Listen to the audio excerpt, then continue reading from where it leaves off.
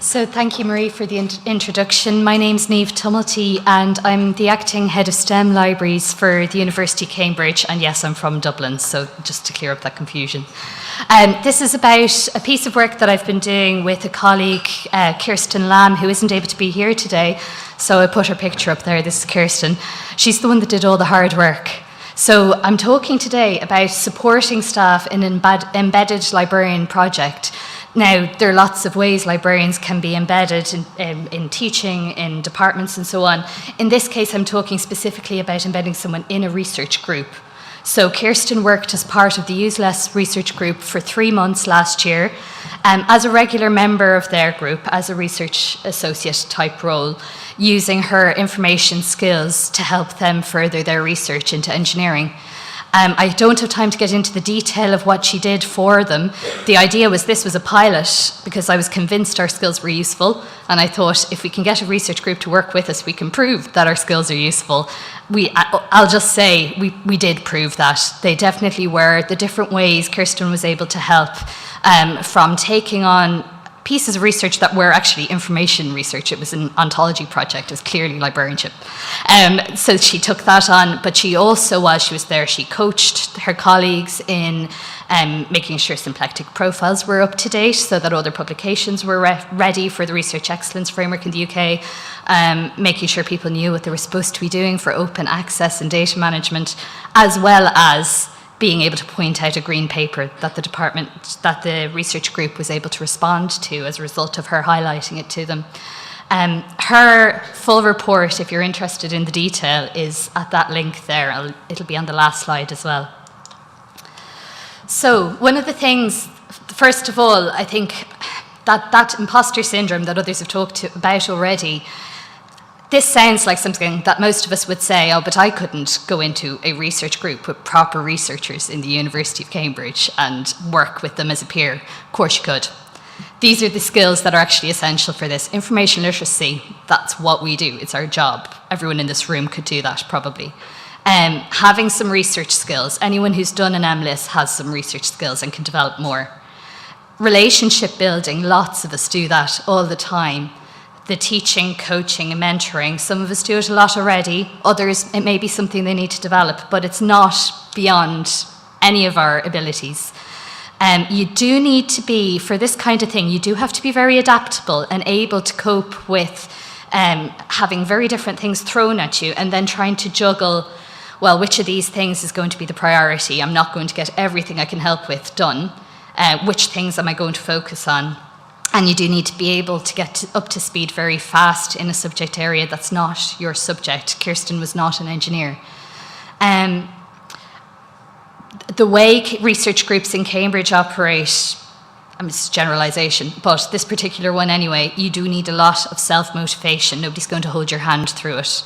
So, and you need to be able to, as anyone who's done a master's dissertation or anyone who's done a PhD knows, you go through a slump at a certain point of a research project. You need to be able to get yourself through that. But those are the essential skills, and I would say that most people in this room and many people in your teams have those skills. So this is not an impossible thing to do. It would be nice to have expertise in data management, programming, other things like that, but those are the optional extras, actually, and it depends on what kind of project you're embedding in as to how important those are. This is myself and Kirsten reading a quote from one of the students. Because I think this really shows one of the main values of us doing this. Of course, we were saving a lot of time for the research group because with our information expertise, we were able to find the things they needed much more quickly than if they'd given that task to a PhD that was really finding their way through the problem for the first time. But the additional side effects for this research group, this particular researcher talks about their perception of a librarian being someone that manages books. Not a surprise to anyone here, I think. But as a result of this 3-month embedded program, she now recognises that it's somebody that can handle knowledge in any form. And the book is just one container. So this is invaluable in so many ways for our research groups. So we should be doing more of this. There were challenges. One of the challenges was because this was a pilot and we entered it with, I'm sure we'll be useful. Don't quite know how yet. It wasn't very defined when we first went in. Kirsten struggled a bit from an identity point of view because she would say that she's not an engineer, which is true, but she would also say that she's not a researcher, which was not true. She was a researcher. She was researching and she was doing it well.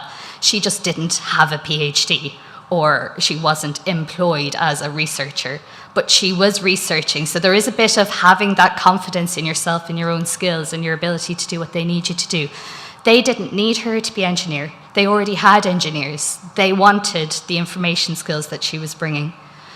The level of autonomy I mentioned and the prioritization and the sense of isolation, because she was sitting within the research group, so she had connections there, but she was isolated from her professional colleagues by not seeing them day to day, which is one of the challenges then for me as the manager. I had to make a point of making sure I was supporting her as much as she needed during this time and not forgetting about her while she was out in this embedded project. The other two related things that I'm grappling with at the moment is how to turn this from the kind of thing you can do on an ad hoc, somebody's asked you, you release someone, you scramble and get somebody to second in to cover the backfill, to turn it from that into something that's more sustainable, into a service that we can actually build up and market. We're not there yet. And the most importantly, making sure that the day job is still being done. I didn't talk about money, but obviously the idea is the research areas of the university is where the money comes in, especially in somewhere like Cambridge. So the idea would be that they would pay us to have somebody work as part of their group. So that's how it becomes sustainable. But it needs some kind of initial investment so that you've got the people on hand and ready to deploy flexibly when you need to. So how I'm going to do that, I'm still working on at the moment. From my point of view, the types of things I was doing for Kirsten, having lots of catch-ups, they were kind of like a supervision, research supervision. Kirsten did do some upskilling and systematic reviews in advance. As it turns out, she ended up not using that particular skill, but it'll come up in a future project, I'm sure. She did have a postdoc that she worked very closely with within the research group.